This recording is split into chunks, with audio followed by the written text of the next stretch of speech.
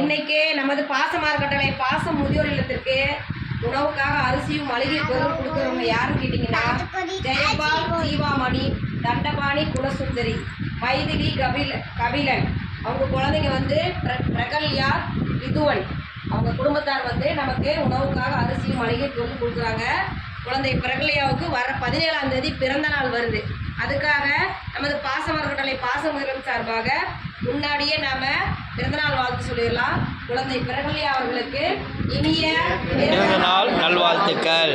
உணவுக்காக அரிசியும் மளிகை பொருளும் கொடுக்கும் ஜெயபால், ஜீவாமணி, தண்டபாணி, குணசுந்தரி, மைதிலி, கபிலன் குடும்பத்தாருக்கு நமது பாசமார்கட்டளை பாசமுதிரம் சார்பாக அவர்கள் குடும்பம், தொழில், வாழ்க்கையில் அனைத்து நலனும் பெற்று வாழ இறைவன்கிட்ட ஒரு பிரார்த்தனை வச்சுக்கலாம்.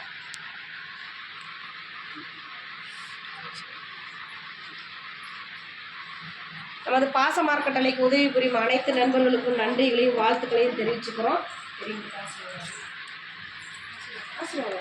நல்லா படித்து வாழ்க்கையில் நல்லா வரணும். ரிதுவன் இங்கே வாங்க.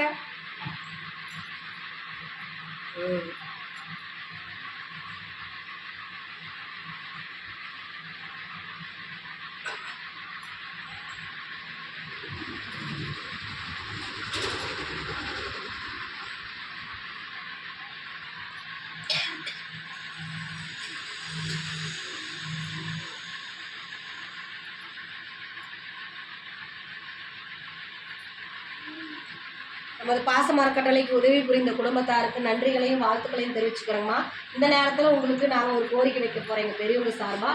என்னென்னு கேட்டிங்கன்னா, பாசமார்கட்டளை பாசமுதியம் நம்ம ஆரம்பித்து 2 வருடங்களை கடந்து 3வது வருடத்தில் நாங்கள் போயிட்டுருக்கோம். இங்கே நிறைய பெரியவங்க வந்து இடம் கேட்கறதுனால இட வசதி பத்தாதனால கொஞ்சம் இடம் வாங்கி கொஞ்சமாக சொந்தமாக கட்டடம் அமைக்கலான் இருக்கோம். இன்னும் வர பெரியவங்களை பாசத்தோடு அரவணைக்கு இந்த பாச இல்லை எதிர்கொண்டு இருக்குது.